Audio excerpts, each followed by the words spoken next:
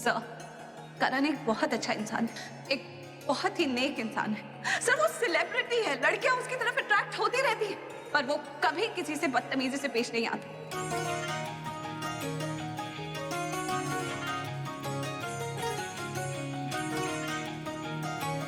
और ऋषभ जी तो शराफत की जीती जागती मिसाल है। आप मुझे ये बात बताइए, पैसे देकर केस को दबाने की कोशिश कर रहे होते तो ये खुद अपना वीडियो क्यों बनाते?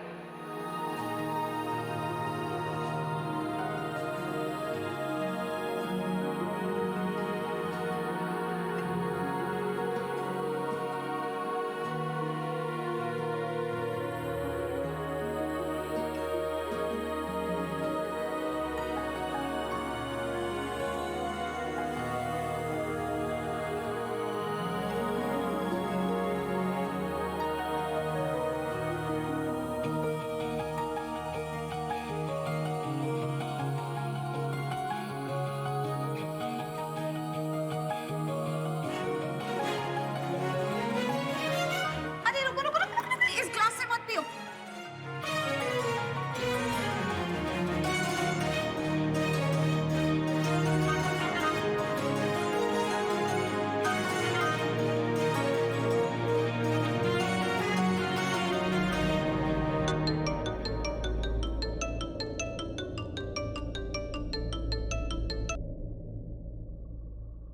Preeta ji, I really love you.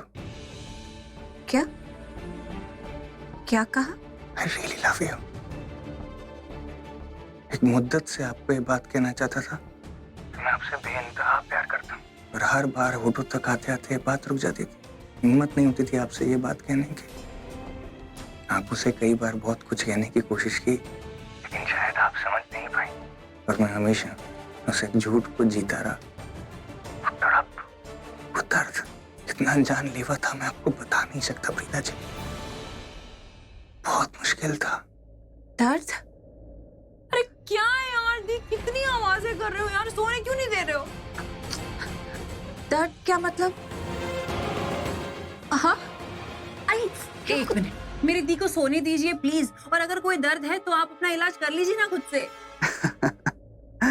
मेरी झल्ली फैन, मैंने इसलिए फोन नहीं किया कि मैं प्रीता को यहाँ बुलाऊं अपने ट्रीटमेंट के लिए। वो तो मैं उसे बता रहा था कि मैं गिर गया तो मुझे थोड़ी चोट आई तो दर्द हो रहा है। कम ऑन, क्या बोल रहा है तू? पिछले जन्म से? अरे कुछ अच्छा सोचना। मैं क्या बोल रहा हूँ यार? जब हिंदी की क्लास चल रही थी तो मैं कहाँ था? पिछले जन्म से। समथिंग सिंपल, सोबर, जहाँ पे फीलिंग्स उनको अच्छी लगे, सुनने में अच्छी लगे। ट्राई कर वापस। ओके। अच्छी बात नहीं आप ऐसे कर रहे हो, आपको ये सब नहीं करना चाहिए करण सर। एनीवे, एक नंबर के नौटंकी मास्टर है ये। आपकी आवाज सुनने के लिए आपको फोन किया था, वरना कोई चोट कोई दर्द वर्द नहीं हो रहा इन्हें। सृष्टि को कैसे पता चला कि मैं एग्जैक्टली क्या फील कर रहा था?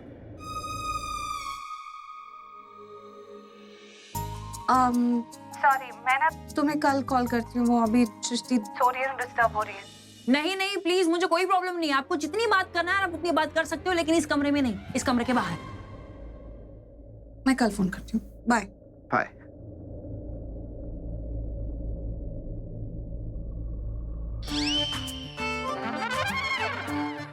एक मिनट, स्टॉप। ये सब बातें जो तू सोच रही है ना, ऐसा कुछ भी नहीं है। सब दिमाग में चल रहा है बस। मेरे 2 दोस्त हैं और हम तीनों के बीच सिर्फ अच्छी और सच्ची दोस्ती। ये प्यार वाली फीलिंग बिल्कुल भी नहीं है, समझी? सो जा चल। उसके बाद 2 दिल जोड़ेंगे, उसके बाद कुछ कुछ भी होगा। अच्छा, ये होगा उसके बाद। क्या मैं सच में उसकी आवाज सुनने को तरस गया था, या फिर अपनी आदत से मजबूर उसे परेशान कर रहा था? लेकिन उससे बात किए बिना नींद क्यों नहीं आ रही थी मुझे?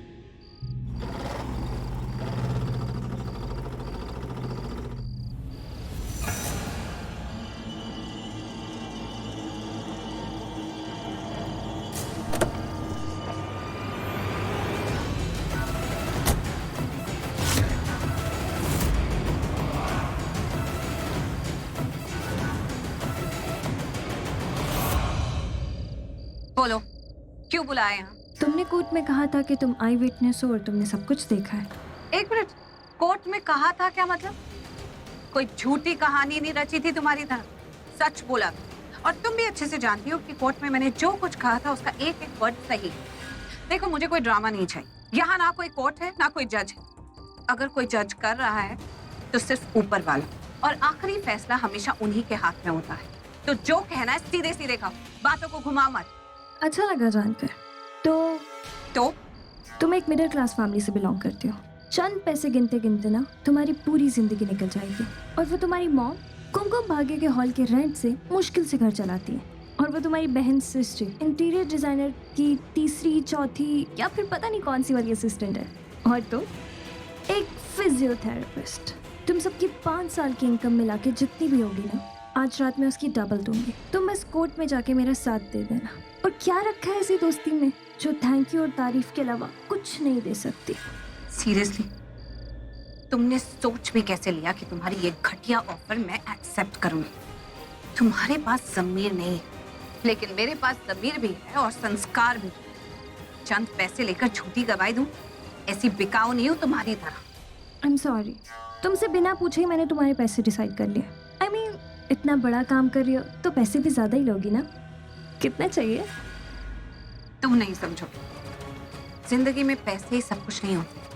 खैर, मैं भी किससे बात कर रही हूँ, मैं अपना जवाब दे चुकी हूँ। तुम ऐसे नहीं जा सकती। बिल्कुल जा सकती हूँ। ऋषभ जी और करण के नाम पर झूठा कलंक लगाया ना तुमने, और तुम चाहती हो कि मैं तुम्हारा साथ दूं। तुमने जो किया है ना, उसकी सजा दिलवा कर रहूंगी मैं तुम्हें। करण अकेला नहीं है, उसकी सच्ची दोस्त उसके साथ है। ये जो तुम्हारा एटीट्यूड है ना, इसकी कोर्ट में मैं धज्जियां उड़ा दूंगी। और वो जो तुम्हारे दोस्त है ना, उनको बचा नहीं पाओगी अब तो, क्योंकि जब एक लड़की अटैक पर उतर आती है ना, तो वो बचाने वाले से ज्यादा खतरनाक हो जाती है। और मेरे पास इतनी ताकत तो है ही कि मैं उन दोनों को बर्बाद कर सकती हूँ। झूठ की ताकत नहीं होती, जोश होता है, और ज्यादा देर तक टिक नहीं पाता है। मेरे पास सच है, जिसे हथियार बनाकर मैं तुम पर फायर करूंगी। और उसके बाद ये जो तुम्हारा घमंड है ना, पानी में डले नमक की तरह गायब हो जाए। समझी तुम? तुम्हारे पास जो भी सबूत है ना, जो भी सीसीटीवी फुटेज की जो भी कहानी है, उन सबको मैं खत्म कर दूंगी और मिटा दूंगी। सच कभी मिटता नहीं है मेरी जान, मिटता नहीं है, लेकिन खरीदा तो जा सकता है ना। इस दुनिया में जो सच्चाई की मूर्त बन के बैठे हैं ना, वो भी पैसों के सामने पिघल जाते हैं। और तुम्हें क्या लगता है इस दुनिया में जितने भी लोग हैं वो तुम्हारी तरह सच्चे, ईमानदार और अच्छे हैं? बिल्कुल नहीं। और जज को तो मैंने वैसे ही कन्विंस कर दिया कि करण ने मेरे साथ बहुत बुरा किया, मुझसे प्रॉमिस किया था कि मुझसे शादी करेगा, अंगूठी पहनाने के बदले मुझे कमरे में लेके गया था, याद है ना? और रही बात तुम्हारे गवाहों की, वो भी पीछे हटेंगे क्योंकि मैं उन्हें खरीद लूंगी। किसे कन्विंस कर लिया तुमने? किसी ने तुम्हारी बात नहीं मानी? मानी तभी तो बेल मिली है, रिहाई नहीं। और वैसे भी तुम्हारी गवाही की वजह से उन्हें बेल मिली है, लेकिन तुम्हारी गवाही झूठी भी तो साबित हो सकती है। केस तो दोबारा शुरू हुआ। मुझे लगा लोगों को खरीदना पड़ेगा, जाके बातें करनी पड़ेंगी, पैसे देने पड़ेंगे, सीधा तुमसे आके बात कर लेती हूँ। पर नहीं, तुम तो मानी ही नहीं। अब तो मैं भी देखना चाहती हूँ करण और ऋषभ की सजा होने के बाद तुम्हें फूट फूट के रोते हुए। तुम्हारी हार का जश्न मनाना चाहती हूँ।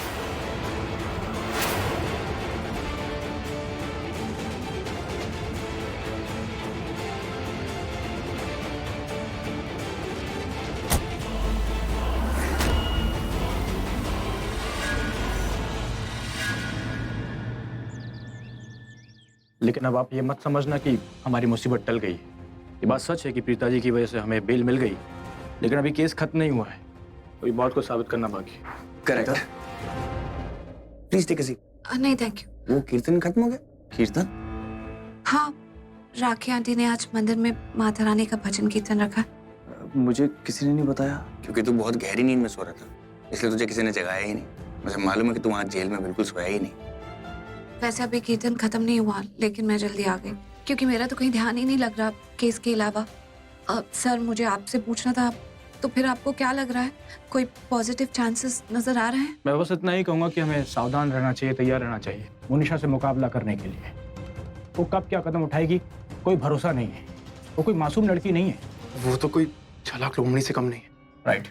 वैसे मलकानी, मुझे लगता है कि हम लोग ना उसके बारे में कुछ ज्यादा ही टेंशन ले रहे हैं। इतनी कोई बड़ी बात है नहीं, और अब तक तो हम उसके सारे दाव पे जान ही चुके हैं, और मुझे नहीं लगता उसके पास कोई भी हथियार बाकी है। नहीं नहीं, आप बिल्कुल गलत सोच रहे हो।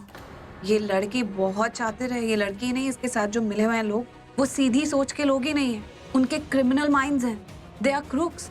जो लोग अपने मतलब के लिए इतना गिर सकते हैं, इतनी बड़ी साजिश कर सकते हैं, वो इतनी आसानी से तो पीछे नहीं हटने वाले हैं। ये जरूर कुछ ऐसा जानती है जो बता नहीं रही। जब से आई है देख रहा हूँ परेशान सी है।